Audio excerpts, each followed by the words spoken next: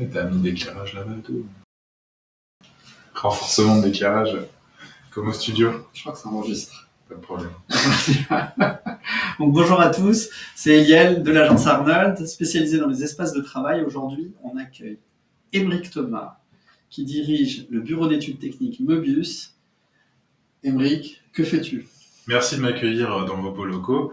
En fait, moi, plus que bureau d'études techniques, en fait, j'aime bien me présenter comme cascadeur énergétique. Alors, c'est quoi la cascade énergétique ? C'est à partir du moment où on a une consommation énergétique, j'essaie de la mener jusqu'au bout pour qu'elle soit utile à tous.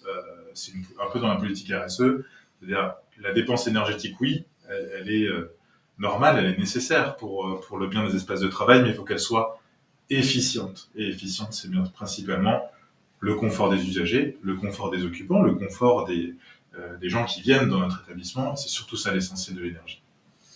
Canon, ce matin, on a voulu t'inviter pour que tu nous parles du fameux décret tertiaire. Vous avez peut-être entendu parler du décret tertiaire.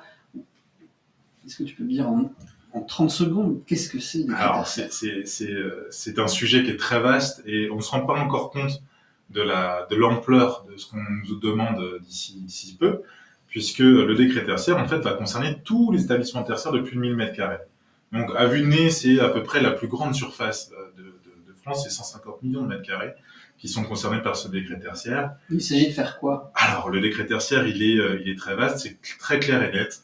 Obligation de travaux et d'économie d'énergie efficaces d'ici 2030, avec des paliers progressifs, 2030, 2040 et 2050. Donc, si je comprends bien, il s'agit d'imposer, que l'État impose des économies d'énergie sur, on va le voir, quasiment tous les bâtiments tertiaires de France.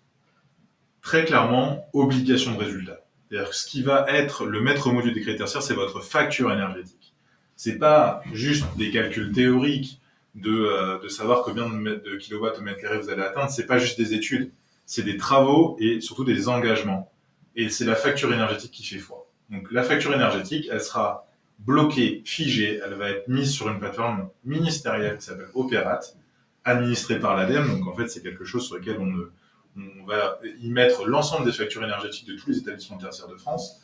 Et c'est cette facture énergétique qui sera la facture de référence et la référence pour tout ce qui va venir de suite en obligation de résultat. Et si je comprends bien, ça marche en 2 temps.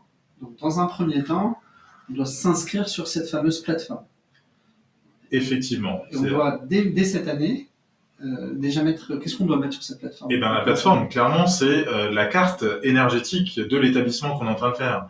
Au même titre qu'il y a une carte d'identité pour chacun d'entre nous, les bâtiments depuis 1000 m² vont être référencés sur ce site qui s'appelle Opérat. Sur Opérat, on doit clairement avoir la facture énergétique de 2020 à 2021 et le choix de ce qui va être l'année de référence. L'année de référence va être clé. C'est l'année dans laquelle l'établissement a le plus consommé ou a été le plus occupé de ces 10 dernières années. Cette année de référence, c'est elle qui va être, comme son nom indique la référence, pour les moins 40% d'ici 2030, moins 50% d'ici 2040 et moins 60% d'ici 2050. Et donc il va falloir en 2030 déjà avoir fait les travaux nécessaires pour faire 40, 50, 60% d'économie d'énergie par rapport à cette fameuse année de référence. Exactement. C'est-à-dire 2030, il faut que dans la facture, on puisse voir le gain des 30% effectifs. Ce qui veut dire que si on fait un rétro-planning, en ayant déjà les économies d'énergie effectives en 2030, il faut que les travaux soient finis avant l'hiver 2030, donc possiblement 2028, 2029. Donc ça veut dire que ça se joue maintenant. Ah oui. Alors qui est soumis ? Est-ce que si je possède un petit bureau est-ce que si je loue un bureau de 50 m² dans un immeuble d'habitation, est-ce que je suis soumis ? Est-ce que si j'ai un immeuble c'est quoi ? C'est qui ? D'abord, c'est qui ? C'est moi, mon bailleur ? Quelles sont les surfaces à partir desquelles ? Alors, ce qui est très étonnant, et qui est très engageant dans le cadre du décret tertiaire, c'est que propriétaires et occupants sont réunis dans cette obligation de résultat. C'est-à-dire que tous deux seront indexés, tous deux seront pour un risque d'amende et de suite judiciaire dans le cadre du manquement à ce décret tertiaire. Ils sont responsabilisés, le locataire comme le bailleur. Tout à fait. Et sur quel type de surface ? Est-ce que toutes les surfaces sont concernées ? Alors, la surface de référence, c'est 1000 m². Mais ces 1000 m², ils s'entendent cumulés à l'échelle du bâtiment. Imaginons qu'on est propriétaire ou occupant de ne serait-ce que 200 m², mais qu'on est 5 dans ce cas-là sur la même surface ou sur un plateau de bureau, et bien collectivement, notre bâtiment fait plus de 1000 m² de surface de plancher, on est soumis ensemble au décret tertiaire. Même si on a chacun notre facture énergétique, même si on a chacun notre système de chauffage, ce n'est pas parce qu'on a des systèmes individuels que collectivement, les enjeux énergétiques ne sont pas groupés à l'échelle du bâtiment. On pense aux fenêtres, aux façades, aux isolations globales des parois. Donc ça concerne quasiment tous les immeubles de bureaux, puisque pour rappel, un petit immeuble, c'est 800, 1200 m². Un tout petit immeuble, on y arrive très vite. On y arrive très vite. Ça peut être une petite surface commerciale en rez-de-chaussée. Ouais, surtout que c'est toute la surface planchée, tu disais. Surface planchée. Ça veut dire que les parties communes rentrent dans le calcul. Tout à fait. Donc on y arrive très très très vite. C'est quasiment tout le monde qui est comme ça. Exactement. À part les toutes petites surfaces en rez-de-chaussée des petits locaux commerciaux qui sont dans des rez-de-chaussée d'habitation, ceux-là ne sont peut-être pas encore dans un premier temps soumis au décret tertiaire, on y arrivera peut-être, mais sinon quasiment tous les usages tertiaires sont soumis à cette obligation, y compris les bâtiments publics d'ailleurs.